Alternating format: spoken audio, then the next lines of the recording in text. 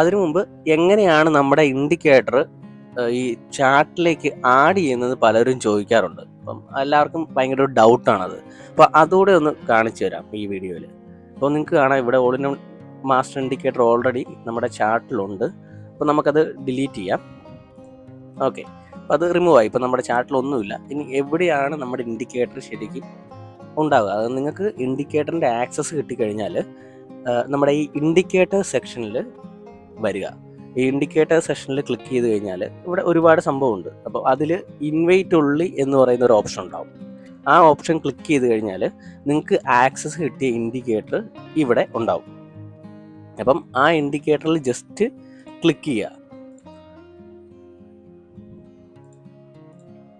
അപ്പോൾ അത് നമ്മുടെ ചാർട്ടിലേക്ക് ആഡാവും. അപ്പോൾ നമ്മുടെ ഇൻഡിക്കേറ്റർ ഇപ്പോൾ നമ്മുടെ ചാർട്ടിൽ വന്നിട്ടുണ്ട്. അപ്പോൾ